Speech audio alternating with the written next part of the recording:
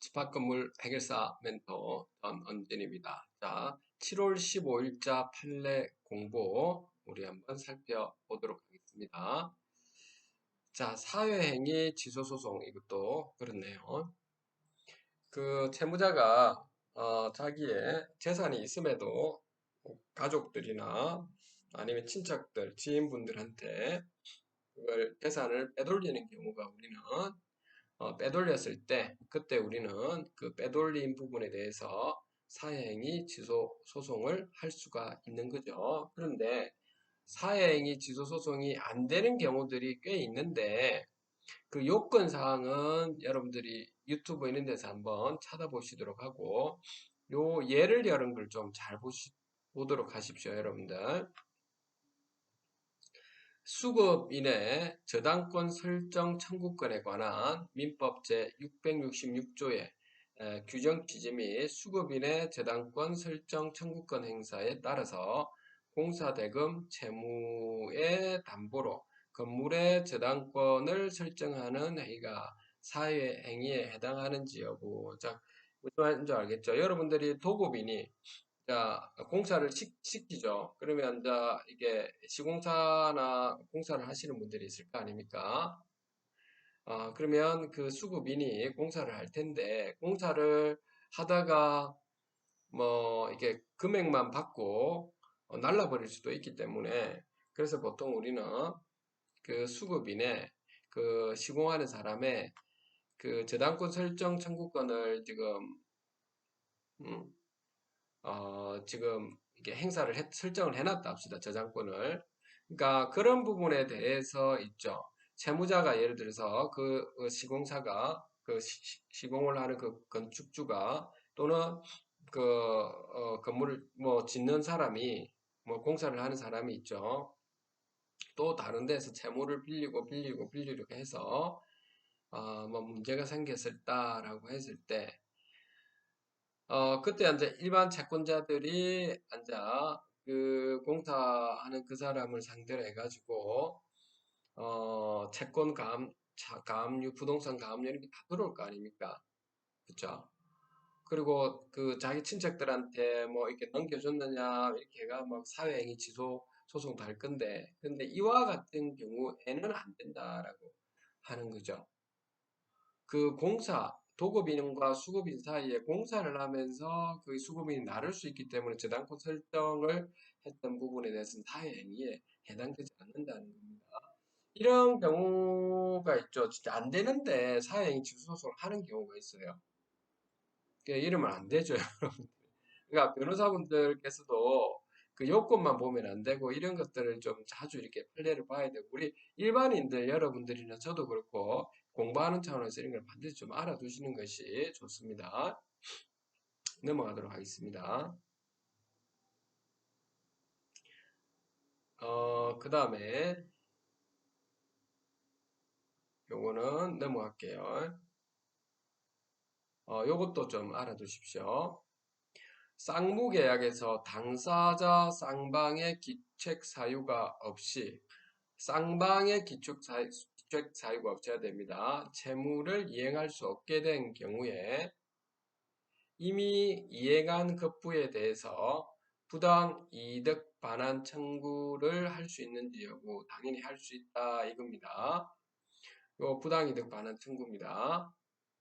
그러니까 요 의미를 잘 아시면 되겠습니다. 한번 요것만 다시 읽을게요. 그리고 택지사업 요거는 여러분들이 한번 쭉 한번 읽어보겠습니다. 쌍무계약에서 당사자 일방이 부담하는 채무가 채무자의 기축 사유로 이행할 수 없게 된 경우에는 채무 불이행 책임을 지지만은 당사자 쌍방의 기책 사유 없이 이행할 수 없게 된 경우에는 위험 부담에 관한 민법 제537조가 적용되고 채권자의 귀척 사유로 이행할 수 없게 된 경우 등에는 민법 제538조가 적용된다. 따라서 쌍무계약에서 당사자 쌍방의 귀척 사유 없이 채무를 이행할 수 없게 된 경우에 채무자는 민법 제537조에 따라 자신의 채무를 이행할 의무를 면함과 더불어 상대방의 이행도 청구하지 못한다. 쌍방 채무의 이행이 없었던 경우에는 계약상 의무의 이행을 청구하지 못하고 이미 이행한 급부도 법률상 원인 없는 급부가 되어서 부당이든 법리에 따라서 반환을 청구할 수가 있다라고 하는 것이죠. 요거 한번 보겠습니다. 택지개발사업지구 생활대책용지를 분양받기 위해서 설립된 갑상가조합의 정관에서는 조합원의 각 지분권은 개별적으로 양도할 수 없다고 정하고 있었는데 을이 갑조합의 조합원인 병호로부터 생활대책용지를 분양받을 수 있는 권리를 매수하였고 그 후 갑조합이 정주식회사에 생활대책용지를 매도하여 수분양권 명의 이전 절차를 마친 사안에서 매매계약이 당사자 쌍방의 기책 사유 없이 이행할 수 없게 되었으므로 을은 매매계약에 따라 지급한 매매대금에 대해서 병에게 부당 이득 반환을 청구할 수 있다고 하는 사례. 당연한 거죠, 여러분들. 요거는 설명은 안 하겠습니다. 천천히 읽었기 때문에 당연한 거 아닌가요? 넘어가도록 할게요. 요 분묘 치료 청구 이것도 써보죠. 자기 소유 토지에 분묘를 무덤을 설치한 사람이 토지를 양도하면서 분묘를 이장하겠다는 특약을 하지 않아서 분묘 기지권을 취득한 경우에 그렇죠. 분묘 기지권이 성립한 때부터 분묘 기지에 관한 지료 지급 의무를 지는지 당연히 지어야 되죠. 그래서 토지 사용 대가는 지불해야 되는 겁니다. 그 다음에 이 부분은 여러분들 인접 토지의 외벽에 유리로 된 건물 등이 건축되어서 과도한 태양 반사광이 발생하고 이러한 태양 반사광이 인접 주거지에 유입되어 거주자가 이로 인해서 시야방해 등 생활에 고통을 받고 있음을 이유로 손해배상 청구를 했다라고 하면 어떻게 됩니까? 사회통념상 참을 한도가 넘는지 판단하는 거죠. 판단해서 손해배상이 된다라고 하는 겁니다. 넘어갈게요. 자, 요거 부분은 좀, 요 뒤에서 한번 또 한번 보도록 하겠습니다. 똑같은 부분이 명의신탁 관련돼가 있어서, 하도록 할게요. 그때 한번 보도록 하겠습니다. 여기에 있네요. 그렇죠. 요거 말고, 여기 하나 있던 것 같은데, 잠깐만요. 여기 있습니다. 여기 있습니다. 이거 하나로 그냥 쭉 하나 보고, 그냥 그걸로 마치도록 하겠습니다. 자, 어디에 있냐면, 그 다음, 이 부분도 볼게요. 이거 하고, 아까 그 명시대 한번 볼게요. 업무상 배임죄가 부작위에 의해서도, 그러니까 멀뚱멀뚱 보고 아무것도 안 하더라, 이 말인 겁니다. 아무것도 안 하고, 직무상 해야 되는데, 안 하고 있는 거, 그걸 부작위라 하죠. 부작위에 의해서도 성립될 수 있는지, 성립될 수 있다, 이 말인 겁니다. 그러한 부작위를 실행의 탁수로 인정하기 위한 요건이 무엇인지, 이때 행위자는 부작위 당시 자신에게 주어진 임무를 위반하였다는 점과 그 부작위로 인해 손해가 발생할 위험이 있다는 점을 인식하여야 하는지 여부, 인식하여야 한다 이 말인 겁니다. 그러니까 인식해야 된다는 겁니다. 위반하였다는 점하고 손해가 발생할 위험이 있었다라고 하는 거 인식해야 된다. 이제 이거 업무상 배임죄는 타인의 사무를 전이하는 자가 업무상의 임무를 위배하는 행위로서 재산상의 이익을 취득하거나 제3자로 하여금 이를 취득하게 하여 그 타인에게 손해를 가한 때에 성립한다. 형법 제18조는 부작위범의 성립 요건에 관하여 위험의 발생을 방지할 의무가 있거나 자기의 행위로 인해서 위험 발생의 원인을 야기하는 자가 그 위험 발생을 방지하지 아니하는 때에는 그 발생된 결과에 의해서 처벌한다고 되어져 있죠. 근데 업무상 배임죄는 타인과의 신뢰관계에서 일정한 임무에 따라서 사무를 처리할 법적 의무가 있는 자가 그 상황에서 당연히 할 것이 법적으로 요구되는 행위를 하지 않은 부작위에 의해서도 성립할 수가 있다는 거죠.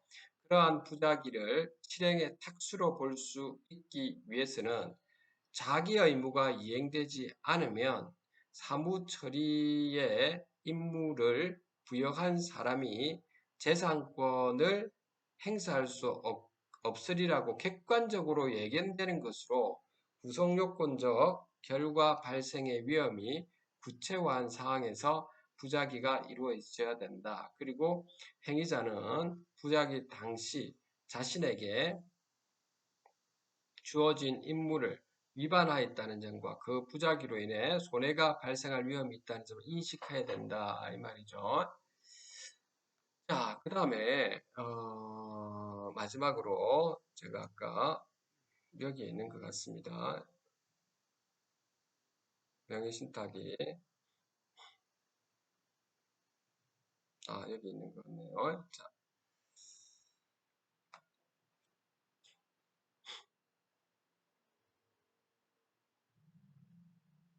자, 한번 읽어볼게요. 자, 여기 명의수탁자가 양자 간의 명의신탁에 따라서 명의신탁자로부터 소유권 이전 등기를 넘겨받은 부동산을 임의로 처분한 경우, 이런 경우는 많이 발생하죠. 형사상 횡령죄의 성립 여부와는 관계없이 명의신탁자에 대하여 민사상 불법행위 책임을 부담하는지 여부, 책임을 진다라고 하는 거죠. 예를 들어서 실제 이렇게 하면 안 되죠. 요즘에는 A라는 사람이 자기 그 재산세라든지 그 종합 그 과세를 면하기 위해서 B라는 사람한테 자기 재산을 갖다가 맡겼다는 거죠. B라는 사람의 명의로. 자, 그런데 B라는 사람이 그 부동산을 팔아버렸다는 거죠. 이런 경우에 어떻게 되느냐 이거죠. 민사상 불법행위의 책임을 묻는다는 겁니다. 봅시다. 명의수탁자가 양자간 명의신탁에 따라서 명의신탁자로부터 소유권 이전 등기를 넘겨받은 부동산을 임의로 처분하는 행위가 형사상 횡령죄로 처벌되지 않더라도 형사상으로 횡령죄로 처벌되지 않습니다. 위 행위는 명의 신탁자의 소유권을 침해하는 행위로서 형사상 횡령죄의 성립 여부와 관계없이 민법상으로 불법 행위에 해당하여 명의 수탁자는 명의 신탁자에게 손해배상 책임을 부담한다. 그 이유는 다음과 같다는 겁니다. 대법원 여기에 전원 합의체 판결을 통해 부동산 실권리자 명의 등기에 관한 법률, 부동산 실명법을 위반하여 명의 신탁자가 그 소유인 부동산 등기 명의를 명의 수탁자에게 이전하는 양자 간의 명의 신탁의 경우에는 명의 수탁자와 명의 신탁자 간의 관계는 형법상 보호할 만한 가치가 있는 신임에 의한 관계가 아니라는 거죠. 이게 불법이니까 이거. 명의 수탁자가 명의 신탁자에 대한 관계에서 타인의 재물을 보관하는 자의 지위에 있다고 볼 수도 없으므로 명의수탁자가 신탁받은 부동산을 임의로 처분하여도 명의신탁자에 대한 관계에서 횡령죄가 성립하지 않는다고 하여 종전의 대법원 판례를 변경하였다라고 하는 거죠. 그런데 민사 책임과 형사 책임은 지도 이념이 증명 책임의 부담과 증명의 정도 등에서 서로 다른 원리가 적용된다는 거죠. 불법 행위에 따른 형사 책임은 사회의 법 질서를 위반한 행위에 대한 책임을 묻는 것으로서 행위자에 대한 공적인 제재, 형벌을 내용으로 함에 비해서 민사 책임은 타인의 법익을 침해하는 데 대하여 행위자의 개인적 책임을 묻는 것으로서 피해자에게 발생된 손해의 전부를 내용으로 하고 손해배상제도는 손해의 공평, 타당한 부담을 지도 원리로 하는 것이므로 형사상 범죄를 구성하지 않는 침해 행위라 하더라도 그것이 민사상 불법 행위를 구성하는지는 형사 책임과 별개의 관점으로 검토되어야 한다라고 하는 거죠. 그래서 부동산 실명법은 명의신탁 약정과 명의신탁 약정에 따른 등기로 이루어진 부동산에 관한 물권 변동은 무효라고 명시하고 있죠. 그런데 명의신탁 약정에 따라 명의수탁자 앞으로 등기를 하더라도 부동산에 관한 물권 변동의 효력이 발생하지 않는다는 거죠. 그 결과 부동산 소유권이 등기와 관계없이 명의신탁자에게 그대로 남아있게 되고 명의신탁자는 부동산 소유자로서 소유권, 소유물 방해 배제 청구권에 기초하여 명의신탁자를 상대로 등기의 말소를 청구할 수 있죠. 그런데 부동산 실명법 제4조 제3항에서는 명의신탁 약정과 그에 따른 물권 변동의 무효는 제3자에 대응하지 못한다고 정하고 있죠. 이에 따라서 명의수탁자가 제3자에게 부동산을 임의로 처분한 경우에는 제3자에게 자신의 소유권을 주장하여 소유권 이전 등기 말소를 구할 수가 없고 명의수탁자로부터 부동산을 양수한 제3자는 소유권을 유효하게 취득하게 되죠. 그렇다면 명의신탁받은 부동산을 명의신탁자의 동의 없이 제3자에게 임의로 처분한 명의수탁자는 명의신탁자의 소유권을 침해하는 위법 행위를 한 것이고 이로 인해서 명의신탁자에게 손해가 발생하였으므로 명의수탁자의 행위는 민법 제750조에 따른 불법 행위 책임의 성립 요건을 충족한다라고 하는 겁니다. 그래서 횡령죄의 본질은 신인관계에 기초하여 위탁된 타인의 물건을 위법하게 영득하는 데 있고 명의신탁자와 명의수탁자의 관계는 형법상 보호할 만한 가치가 있는 신인관계가 아니므로 명의수탁자의 임의처분에 대해서 횡령죄를 인정할 수 없다는 취지를 밝힌 것이지 명의신탁 관계에서 신탁자의 소유권을 보호할 수 없다는 취지로 볼 수는 없다는 거죠. 따라서 명의수탁자의 임의처분 행위로 인해서 명의신탁자의 소유권이 침해된 이상 형법상 횡령죄의 성립 여부와 관계없이 명의수탁자는 명의신탁자에 대해서 민사상 불법 행위의 책임을 부담한다 봄이 타당하다. 오늘 그래서 여기까지 하도록 하겠습니다. 또 다음에 제가 7월 초과하고 6월 달까하고 또 하도록 하겠습니다. 자, 감사합니다.